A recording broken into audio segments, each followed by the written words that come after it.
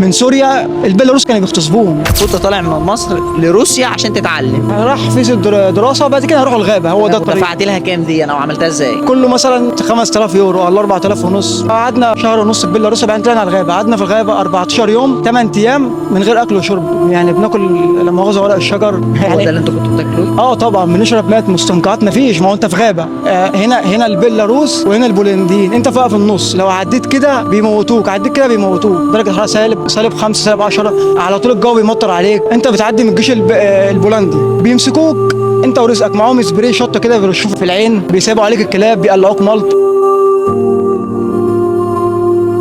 كسروا التليفونات وكسروا التليفونات الناس كلها اللي معانا، وقطعوا الوصلات ليه عمل معاكم كده؟ عشان انت ما تحاولش تاني بقى ترجع. وفي نفس الوقت انت اصلا ما ينفعش ترجع، لان انت لو رجعت البيلاروس اوسخ من البولنديين. البيلاروس هيمسكوك حرفيا يقتلوك. زائد ان احنا كان معانا بنات من سوريا، البيلاروس كانوا بيغتصبوهم، ياخدوهم وانت ما تقدرش تتكلم. واحد سوري معاهم يتكلم كسروا له ايديه ورجليه. طب انت بعد اللي حصل ده كله ليه ما فكرتش ترجع؟ ما هو انت ما ينفعش ترجع، البيلاروس هيموتوك، وانت ما دافع فلوسك اللي وراك واللي قدامك في الرحله دي كلها، وانت ما قدامكش غير انك انت تعدي. طبعا ربنا قلب الايه كلها وعدينا، وكنا 30 واحد، احنا 6 ولا 7 اللي عدينا، والباقي كله اتراح على مصر. عدينا من بولندا مشينا حوالي 120 كيلو. الرحله دي كلها خدت منك وقت قد ايه؟ شهرين. انا داخل في بالظبط زي الايام دي كده، كلب ما تجارب. حسبتش كل ده قبل ما تطلع بقى؟ احنا ما كناش نعرف اصلا 3/4 اللي حصل ده. هو قال لك هتروح غابات، هتركب عربيه وتروح على المانيا. ده اللي المهرب قاله لك؟ ده اللي المهرب قاله لنا. انت دخلت هنا تغفلت في كل ده. الفرق بين البحر والغابات ان البحر موت سريع والغابات موت بطيء بس، انما الهجرتين اوسخ من بعض.